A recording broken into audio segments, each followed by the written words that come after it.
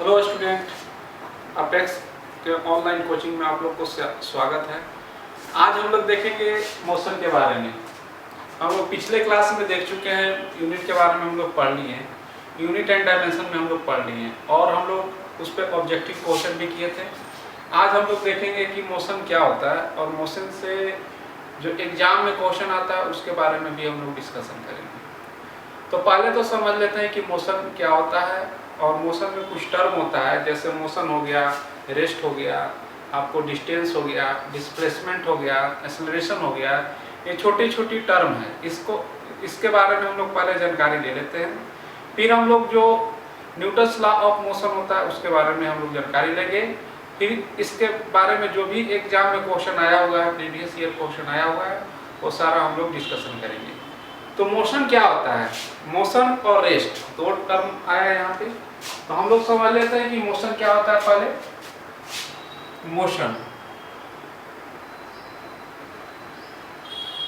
Motion के मतलब होता है अगर कोई भी ऑब्जेक्ट है और उस ऑब्जेक्ट के पोजीशन में अगर टाइम के साथ चेंजिंग हो जाता है तब हम कहेंगे कि जो ऑब्जेक्ट है वो मोशन में है। अगर ऑब्जेक्ट के पोजीशन में टाइम के साथ चेंजिंग नहीं होगा तब हम लोग कहेंगे कि ऑब्जेक्ट जो है रेस्ट में। ठीक है, तो हम लोग पहले समझते हैं कि मोशन जो होता है when position of object change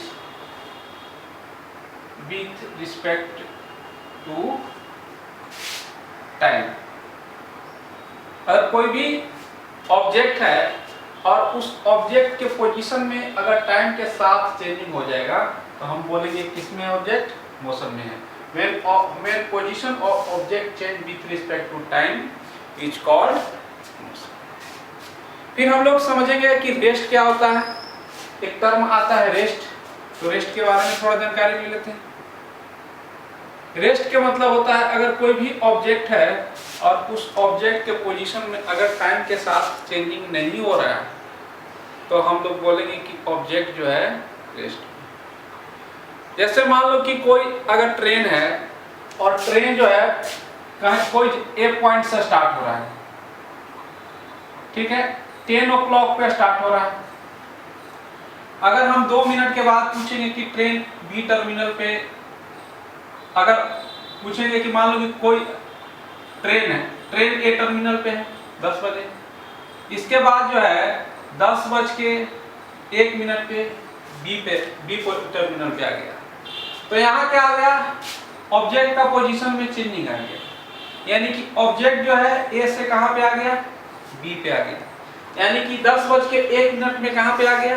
B पे आ गया। यानी कि ऑब्जेक्ट के पोजीशन में क्या हो गया? यानी कि चेंज हो गया। तो ऑब्जेक्ट के पोजीशन में टाइम के साथ अगर चेंजिंग होगा तो हम बोलेंगे कि वो मोशन में है। और अगर ऑब्जेक्ट के पोजीशन में टाइम के साथ चेंजिंग नहीं होगा तो हम बोलेंगे कि रेस्ट में। जैसे मान लो कि कोई ऑब्जेक्ट 10 o'clock में ए टर्मिनल पे है और फिर बोलेंगे कि 10:01 में कहाँ पे है, तो उसी टर्मिनल पे रहेगा, तब हम बोलेंगे कि ऑब्जेक्ट जो है किसमें है? रेस्ट में है। तो रेस्ट के मतलब हो गया कि अगर कोई भी ऑब्जेक्ट है और ऑब्जेक्ट के पोजीशन में टाइम के साथ चेंजिंग नहीं होता है तो ऑब्जेक्ट रेस्ट में होता है। और मोशन के मतलब होता है कि अगर कोई भी ऑब्जेक्ट है और उस ऑब्जेक्ट के पोजीशन में अगर टाइम के साथ चेंजिंग हो जाएगा तो हम लोग बोलेंगे कि ऑब्जेक्ट जो है मोशन में है।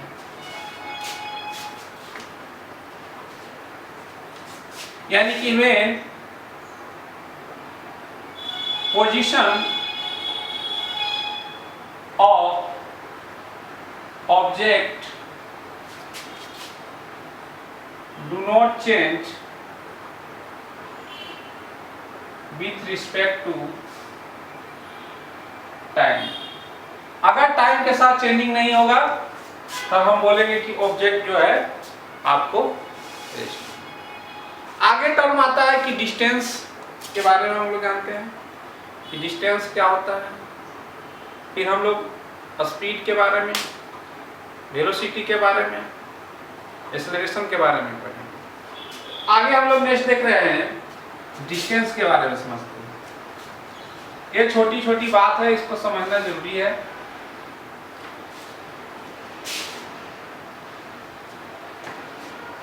डिस्टेंस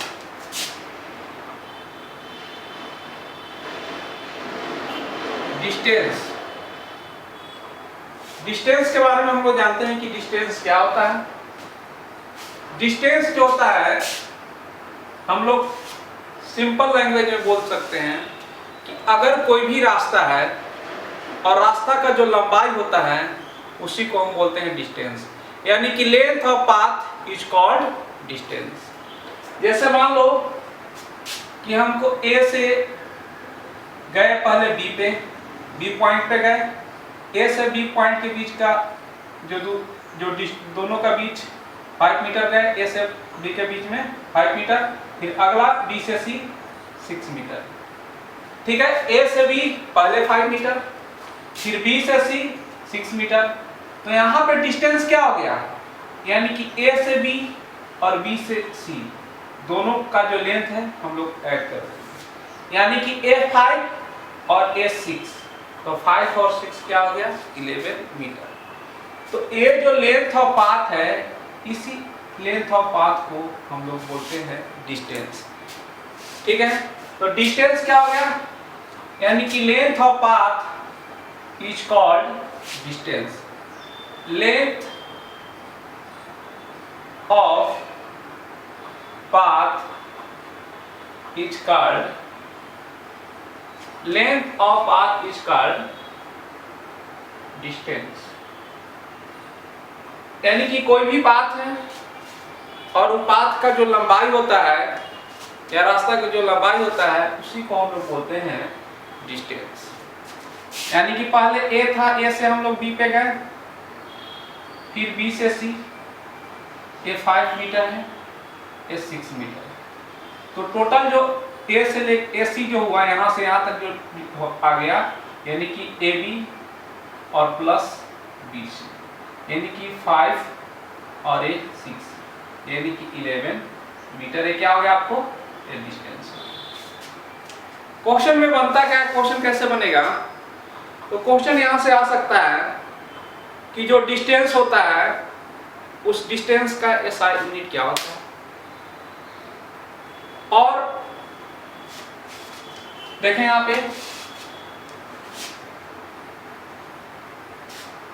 यानी कि आपको पूछेगा कि एसआई यूनिट ऑफ डिस्टेंस। आपसे क्वेश्चन में बन सकता है, यहां से क्वेश्चन आ सकता है कि जो डिस्टेंस होता है उस डिस्टेंस का एसआई यूनिट क्या होता है। तो आप लोग को हम लोग यूनिट एंड डायमेंशन में बताया था, इसीलिए उस चैप्टर को पढ़ा जाता है कि आगे जो नेक्स्ट चैप्टर हम लोग पढ़ेंगे, चाहे वो मोशन हो, चाहे आपको न्यूटन्स लॉ ऑफ ग्रेविटेशन हो, चाहे आपको हीट हो, चाहे इलेक्ट्रिक करंट हो, हर जगह यूनिट एंड डायमेंशन का यूज पड़ता है। तो हम लोग देखें कि एसआई यूनिट ऑफ डिस्टेंस क्या होता है। ये पहले भी हम लोग पढ़ चुके थे कि जो एसआई यूनिट ऑफ डिस्टेंस होता है वो आप लोग पढ़ाए थे, वो मीटर होता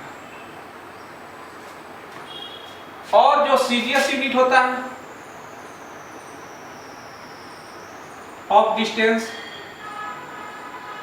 वो क्या होता है, सेंटीमीटर में लिखते हैं, ठीक है। फिर हम लोग आपको बताए थे, एक चीज और पढ़ाए थे, कल के चैप्टर में हम लोग पढ़े थे कि स्केलर और वेक्टर के बारे में। तो कोई भी फिजिकल क्वांटिटी होगा तो उसके बारे में हमको जानना है, दो चीज तो जरूरी है कि उसका यूनिट क्या होगा और दूसरी बात वो कौन सा क्वांटिटी होगा, वो स्केलर होगा या वेक्टर होगा, ये चीज हमको जानना है। तो यहाँ पे देखते हैं कि जो आपका डिस्टेंस होता है और डिस्टेंस जो होता है स्केलर क्वांटिटी। डिस्टेंस कैसा है, तो क्वेश्चन में आएगा कि डिस्टेंस कौन सा क्वांटिटी होता है, स्केलर होता है कि आपको वेक्टर होता है। तो आप बोलिए कि डिस्टेंस जो होता है, डिस्टेंस जो होता है स्केलर क्वांटिटी होता है, डिस्टेंस स्केलर क्वांटिटी होता है। डिस्टेंस कौन सा क्वांटिटी होता है? स्केलर क्वांटिटी होता है। तो हम लोग देख लिए कि डिस्टेंस जो होता है स्केलर क्वांटिटी। आगे हम लोग देखते हैं डिस्प्लेसमेंट के बारे में। डिस्प्लेसमेंट के बारे में हम लोग पढ़ रहे हैं।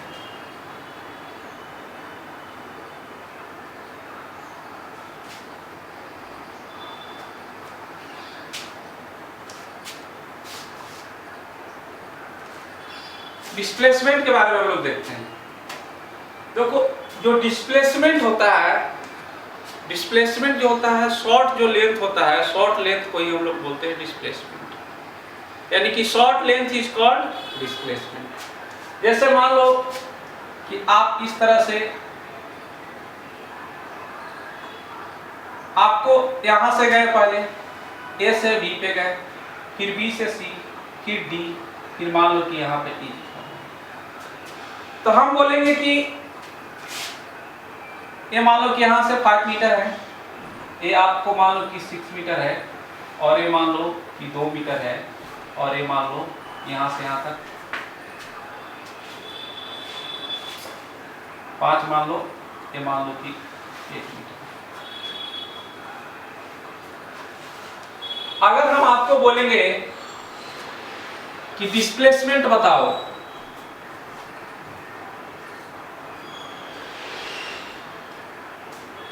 तो डिस्प्लेसमेंट क्या होता है? डिस्प्लेसमेंट जो होता है शॉर्ट लेंथ, यानी कि shortest length is called displacement. तो बात समझें, अगर इस पॉइंट से आपको इस पॉइंट पे पहुंचना है, तो आपको शॉर्ट लेंथ कहां, कैसे, किस रास्ता से जाइएगा कि यहाँ मतलब कि लेंथ जो है, डिस्टेंस शॉर्ट डिस्टेंस जो है कम तय करना पड़ेगा आपको। तो मान लो कि आप पहले ए से बी पे जाएंगे, फिर बी से सी पे जाएंगे, सी से डी, डी पे ई। तो ये क्या हो गया? ये पूरा जो है ना, ये लॉन्ग यहाँ से यहाँ से और इस पॉइंट पे आने में आपको डिस्टेंस ज़्यादा ट्रेवल करना पड़ता है। लेकिन जो आपका डिस्प्लेसमेंट होता है शॉर्टेस्ट लेंथ होता है। अगर मान लो कि इस पॉइंट ए से ई तक जाना है, तो अगर हम यहाँ से ऐसे डायरेक्ट यहाँ पे पहुँच जाए, तो ए जो डिस्टेंस है ना, ए जो है डॉटेड लाइन वाला, यहाँ से जो है इसी को हम लोग, यानी कि आप जैसे ए से बी पे गए, फिर बी से सी, फिर सी से डी, फिर डी से ई, तो ए क्या हो गया आपको? ए डिस्टेंस हो गया। लेकिन आप ए से ई पे आ गए, यानी कि शॉर्ट ए लेंथ हो गया। ठीक है, तो इसी शॉर्ट लेंथ को हम लोग क्या बोलते हैं? मान लो कि यहाँ से यहाँ तक आने में कितना लेंथ है? 1 मीटर। तो इसी लेंथ को हम लोग क्या बोलेंगे? डिस्प्लेसमेंट बोलेंगे। यानी कि shortest length is called displacement. यानी कि यहाँ पे जो डिस्टेंस हो गया, वो डिस्टेंस क्या हो गया? ए से बी जाएंगे। डिस्टेंस यहाँ पे अगर डिस्टेंस का बात होगा, तो डिस्टेंस यहाँ पे जो है ए से बी, यही पे आना है आपको, ए ई पॉइंट पे आना है। तो आपको ई पॉइंट पे आने के लिए क्या करना पड़ेगा? आपको ए से बी जाएंगे, फिर बी से सी, फिर सी से डी, फिर आपको डी से आपको ई। लेकिन यहाँ पे डिस्प्लेसमेंट जो हुआ,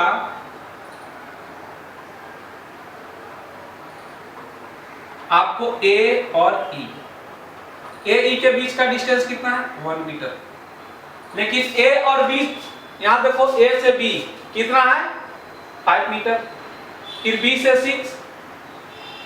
6 मीटर। फिर आपको सी से डी आपको 5 मीटर, और फिर आपको डी से लेके ई तक कितना है आपको? 8। यानी कि आपको 5, फिर 6, फिर 5, फिर 1, तो जोड़ दो। ये हो गया 5 और 5 10, और 8 और 14, यानी कि 14 और 10, यानी कि आपको 24 मीटर। यानी कि ये 24 जो मीटर है, ये क्या हो गया आपको? डिस्टेंस। लेकिन यहाँ से यहाँ तक शॉर्ट हमको लेंथ तय करना पड़ता है। इसी शॉर्ट लेंथ को जो है हम लोग क्या बोलते हैं? डिस्प्लेसमेंट बोलते हैं। ठीक है, आगे हम लोग जो एग्जाम में आता है, फिर उसके बारे में हम लोग देखते हैं। डिस्प्लेसमेंट से क्वेश्चन क्या आ सकता है?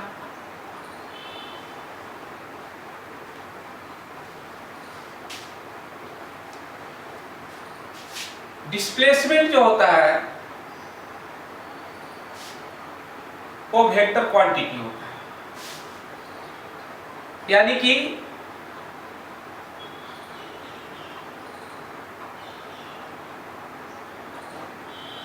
डिस्प्लेसमेंट कौन सा क्वांटिटी है, तो हम बोलेंगे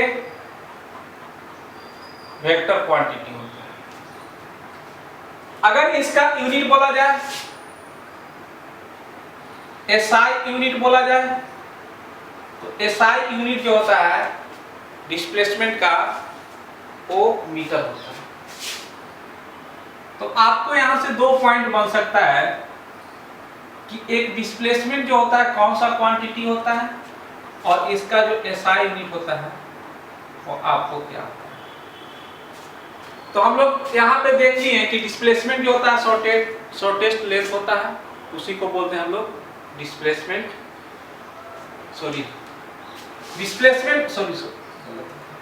डिस्प्लेसमेंट जो होता है वेक्टर क्वांटिटी होता है, और इसका जो यूनिट होता है वो मीटर पर सेकेंड। तो हम लोग यहाँ पे देख रहे हैं डिस्प्लेसमेंट के बारे में। तो यहाँ से क्वेश्चन जो आएगा, क्वेश्चन बनेगा डिस्प्लेसमेंट जो होता है, और डिस्प्लेसमेंट आपको जीरो भी हो सकता है, आपको निगेटिव भी हो सकता है, और आपको पॉजिटिव भी हो सकता है। ये नोट करके याद रखना है कि किसी भी ऑब्जेक्ट का डिस्प्लेसमेंट जीरो भी हो सकता है, निगेटिव भी हो सकता है, और पॉजिटिव तो हो जाए। आगे हम लोग याद करने वाली बात है कि जो नोट में लिखना है कि जो हम लोग डिस्टेंस जो पढ़े थे, उस डिस्टेंस के बारे में, यानी कि डिस्टेंस जो होता है वो डिस्टेंस हमेशा पॉजिटिव होता है, यानी कि डिस्टेंस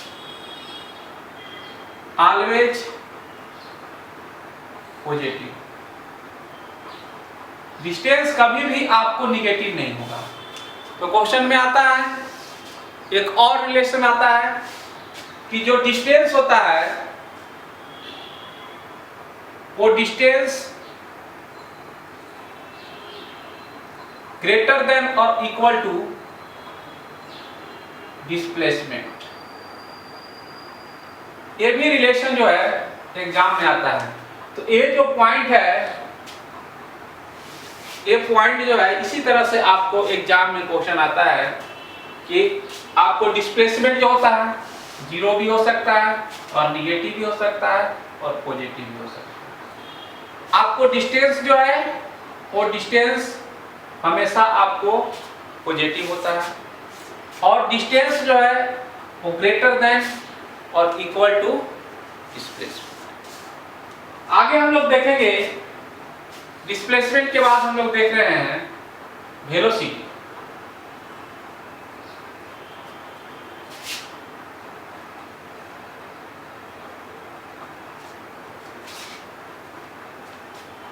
तो हम लोग हेडिंग दे रहे हैं नेक्स्ट में वेलोसिटी। वेलोसिटी के बारे में पढ़ते हैं। तो वेलोसिटी को हम लोग, वेलोसिटी जो होता है वो आपको change in displacement with respect to time, क्या बोलेंगे, change in displacement with respect to time. यानी कि हम लोग डायरेक्ट ऐसे भी लिख सकते हैं डिस्प्लेसमेंट अपॉन टाइम। डायरेक्ट हम लोग लिख सकते हैं ऐसे डिस्प्लेसमेंट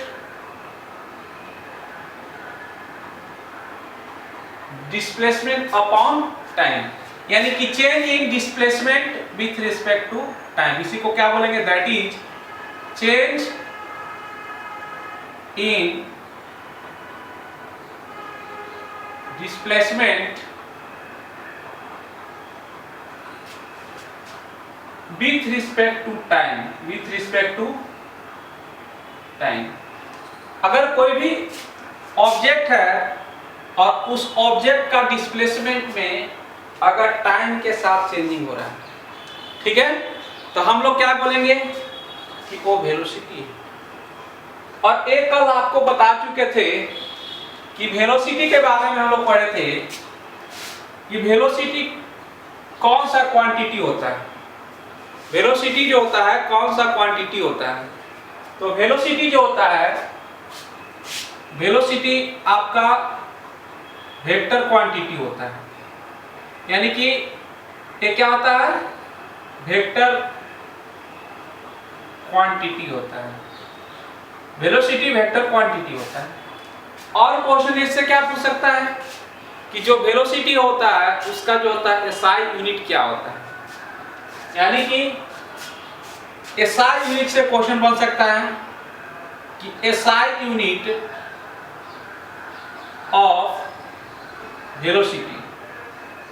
आपको पता होना चाहिए कि एसआई यूनिट जो होता है वेलोसिटी का, तो आपको पहले भी बताए थे, वो क्या होता है, मीटर पर सेकेंड। और इसका जो सीजीएस यूनिट होता है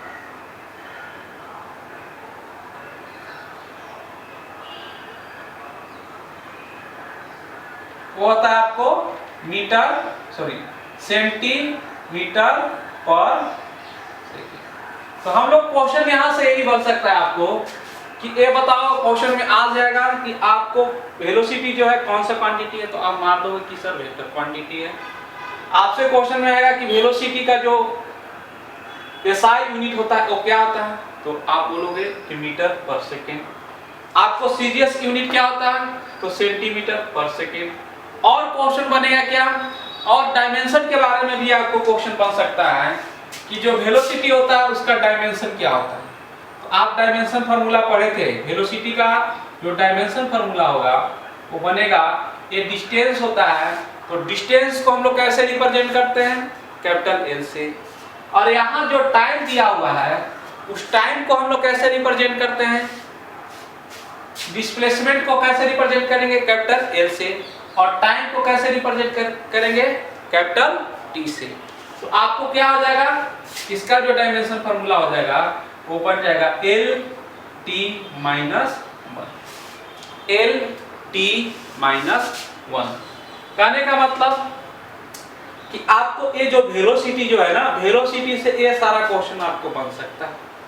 इससे ज्यादा जो है जनरल साइंस में आपको एग्जाम में जो है ना ज्यादा कहीं भी नहीं जाएगा। चाहे कोई भी आप बुक पढ़ लो, चाहे लुसेंट का पढ़ लो, चाहे आप घटना चक्र देख लो, चाहे कोई चीज जो होता है ना, इससे ज्यादा आपको इसी फैक्ट में आपको क्वेश्चन आएगा, ज्यादा लेंथी नहीं जाएगा। ये नहीं कि +2 का डेरिवेशन देखेंगे, वो सारा चीज एग्जाम में नहीं आता है। ठीक है, आगे हम लोग देखेंगे वेलोसिटी के बाद हम लोग देखते हैं एक्सेलरेशन।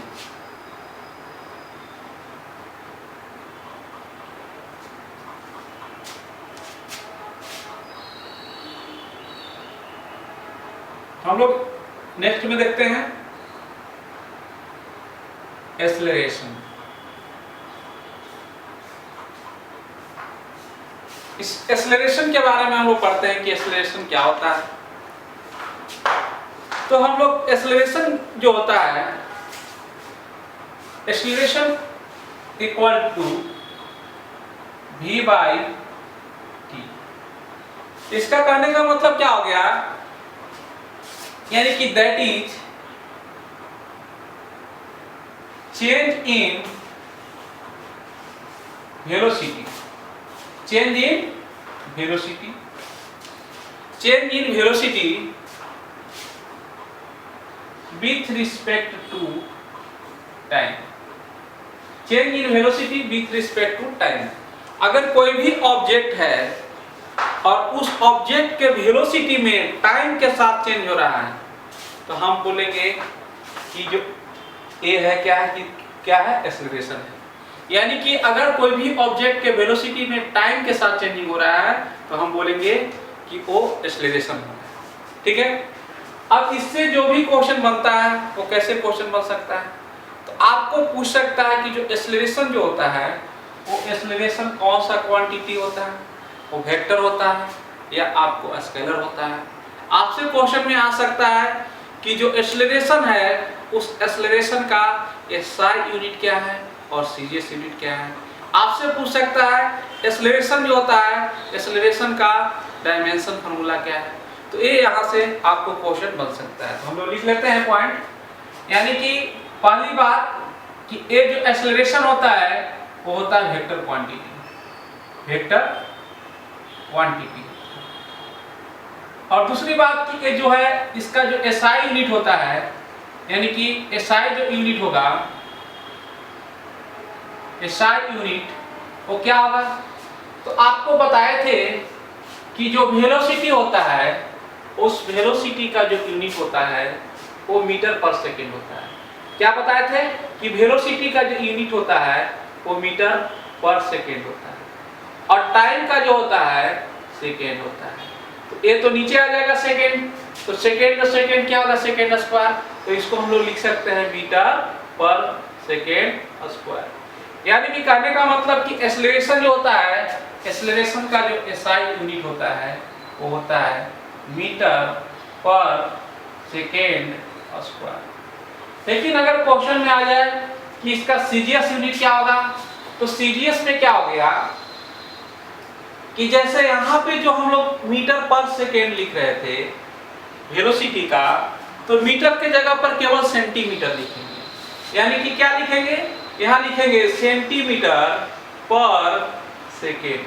पर का मतलब होता है डिवाइड, ठीक है। यहाँ टाइम जो है, टाइम को हम लोग क्या लिखेंगे, तो टाइम को यहाँ लिखेंगे बाबू सेकेंड ही रहेगा।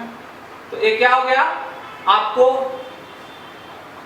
एक जो है सेकेंड वो नीचे आ जाएगा, तो यहाँ सेंटीमीटर हो गया और नीचे हो गया क्या आपको सेकेंड स्क्वायर। यानी कि सेंटीमीटर पर यहाँ पे क्या होगा सेंटीमीटर पर सेकेंड स्क्वायर, यानी कि सीजीएस जो यूनिट हो गया, सीजीएस यूनिट जो हो गया वो हो गया सेंटीमीटर पर सेकेंड।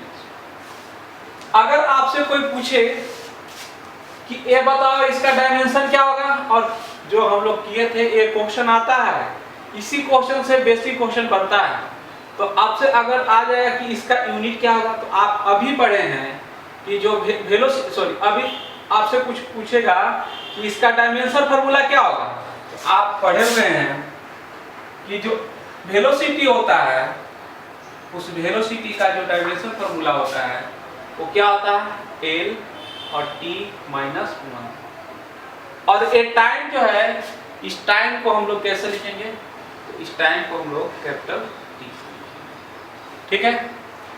अब यहाँ पे देखते हैं क्या कि ए जो प्लस है ऊपर जाएगा तो क्या हो जाएगा माइनस, यानी कि एल, इसका जो डायमेंशन फार्मूला होगा वो क्या होगा, एक्सेलरेशन का जो डायमेंशन फार्मूला होगा आपको बताए हैं कि जो वेलोसिटी जो होता है उस वेलोसिटी का जो डायमेंशन फार्मूला होता है वो होता है एल और टी माइनस 1। और ये टी है तो इसको कैपिटल टी से लिखते हैं, ये प्लस 1 है ऊपर जाएगा तो माइनस 1 हो जाएगा। यानी कि यहाँ पे लिखेंगे L T minus 2, L T minus 2, यानी कि डायमेंशन जो फार्मूला हो गया, एक्सेलरेशन का जो डायमेंशन फार्मूला हो गया वो m0 L T minus.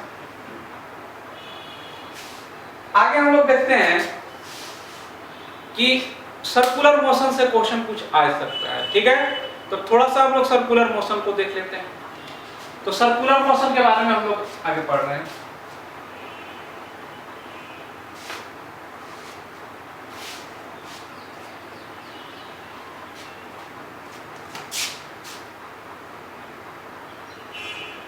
Circular motion, अगर कोई भी ऑब्जेक्ट जो है सर्कुलर पाथ पे अगर मूव करता है उस मोशन को ही हम बोलते हैं सर्कुलर मोशन। अगर कोई भी ऑब्जेक्ट है और वो ऑब्जेक्ट सर्कुलर पाथ पे मूव करता है तो उसको क्या बोलते हैं सर्कुलर मोशन। यानी कि when object moves on circular path is called circular motion। यानी कि when object moves on circular path is called circular motion.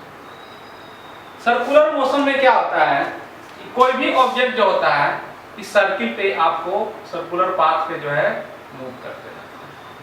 मान लो कि कोई ऑब्जेक्ट है और ए ऑब्जेक्ट ए पॉइंट से शुरू होगा और ए पॉइंट से शुरू होकर ए बी पॉइंट पे आ गया, ठीक है। तो इस पॉइंट को जो हम सेंटर से मिलाते हैं, यहां से यहां तक ए मिला दिए इस तरह से, और यहां पे आपको इस तरह से थीटा बन गया। तो हम लोग कहने का मतलब हम इसमें क्या बताना चाहते हैं, हम बताना चाहते हैं आपको angular velocity. Angular velocity, angular velocity को हम लोग ओमेगा से रिप्रेजेंट करते हैं। Angular velocity change in displacement with respect to time.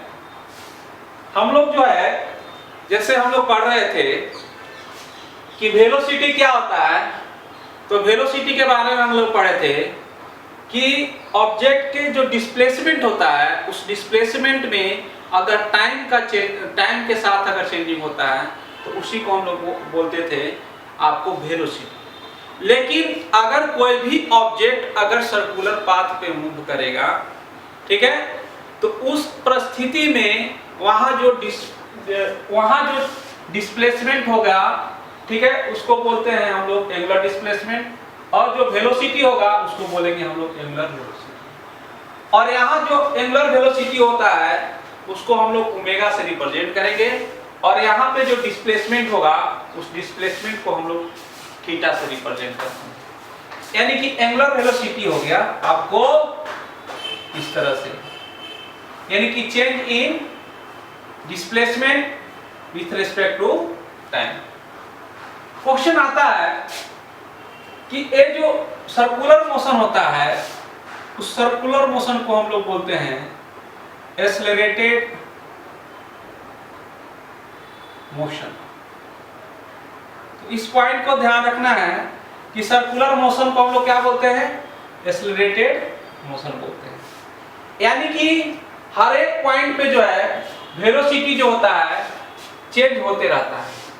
तो आपको बताए हैं कि change in velocity is called acceleration, इसलिए इसको बोला जाता है एक्सेलरेटेड मोशन। सर्कुलर मोशन को एक्सेलरेटेड मोशन बोला जाता है। यहां से एक पॉइंट आता है कि सेंट्रीपिटल फोर्स के बारे में आता है। तो सेंट्रीपिटल फोर्स क्या होता है उसके बारे में भी हम लोग जानकारी प्राप्त कर लेते हैं। एक सेकेंड, और यहाँ पे जो है सर्कुलर मोशन में एक पॉइंट है, उस पॉइंट को याद कर लेना आप लोग कि जो लीनियर वेलोसिटी होता है एक रिलेशन होता है, उस रिलेशन को भी हम लोग याद कर लेंगे, क्वेश्चन आ जाता है कई बार।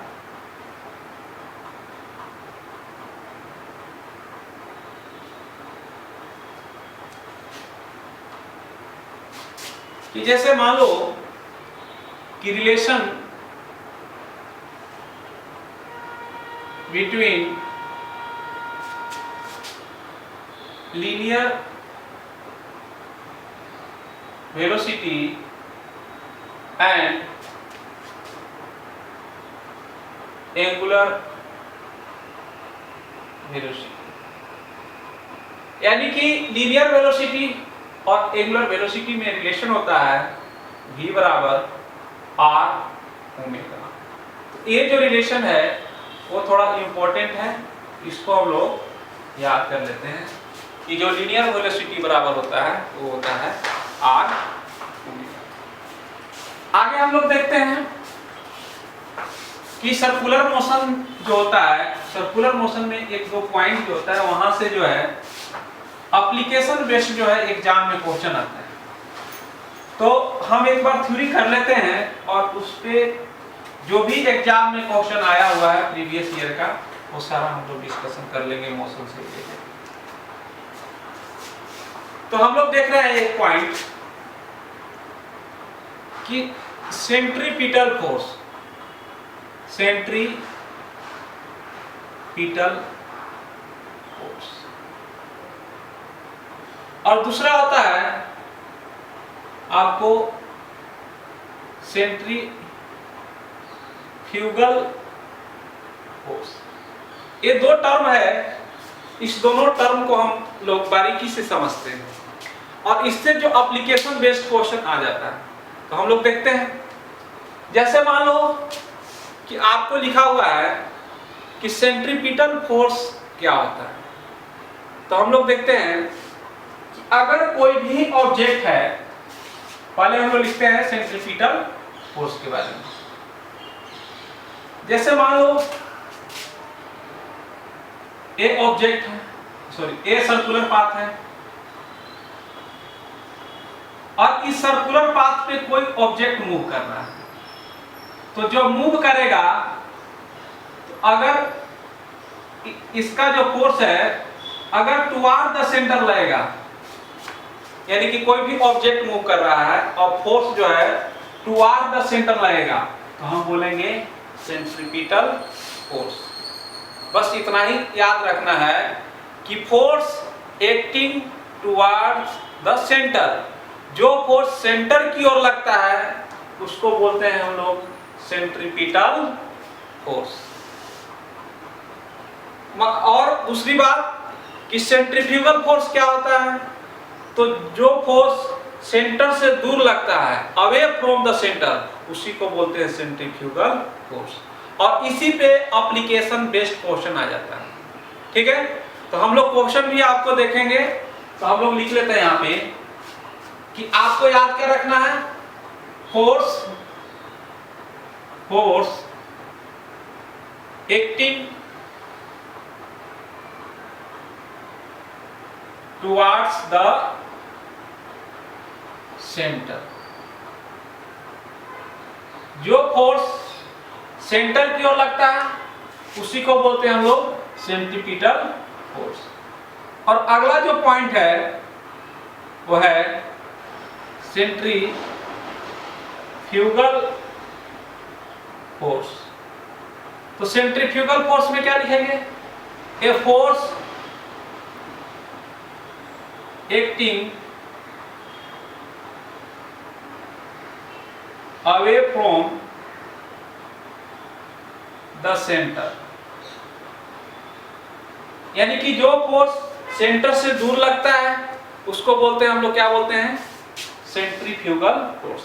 जैसे मान लो कि हम लोग मिल्क जो होता है उससे हम लोग मक्खन निकालते हैं, ठीक है, क्रीम निकालते हैं, तो वहां पे क्या है कि जब हम लोग इस तरह से करते हैं तो वो जो है कि क्रीम जो होता है दूध में, वो क्या होता है किनारे पे जो है जमा हो जाता है, तो वहां जो फोर्स लग रहा है वो क्या लग रहा है, सेंट्रीफ्यूगल फोर्स। तो इस तरह से क्वेश्चन बनता है आपको, ठीक है।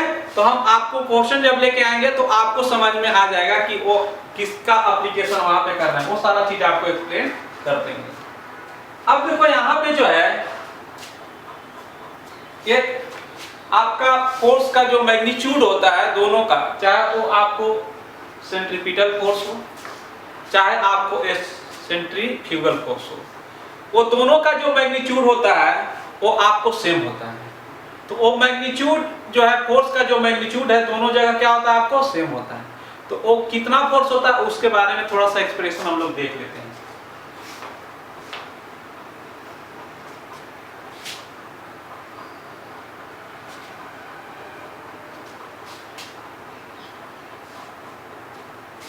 जैसे यहां पे देख लो कि आपका जो है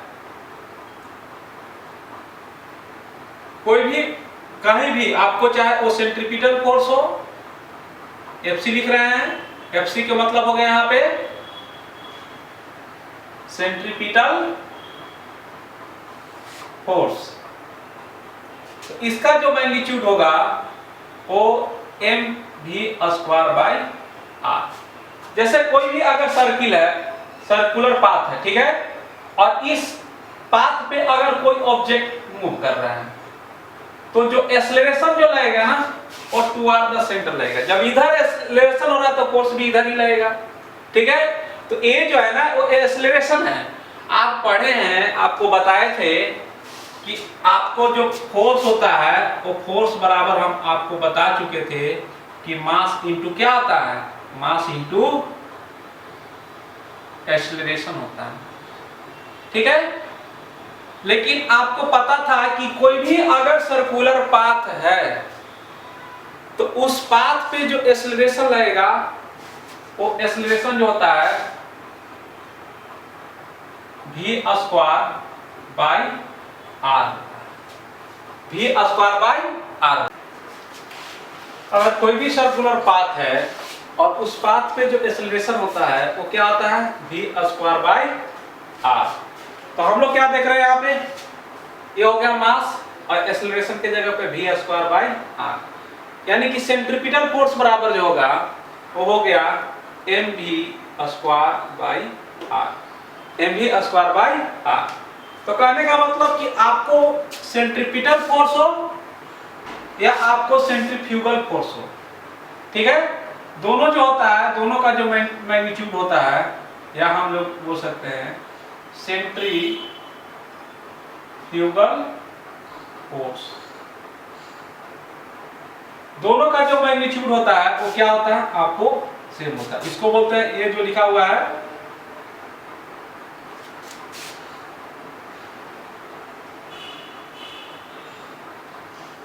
सेंट्रीपिटल फोर्स, यानी कि आप सेंट्रीपिटल फोर्स का मैग्नीट्यूड और सेंट्रीफ्यूगल फोर्स का मैग्नीट्यूड, दोनों का मैग्नीट्यूड क्या होता है, आपको सेम होता है। तो ये चीज जो है आपको ध्यान में रखना है।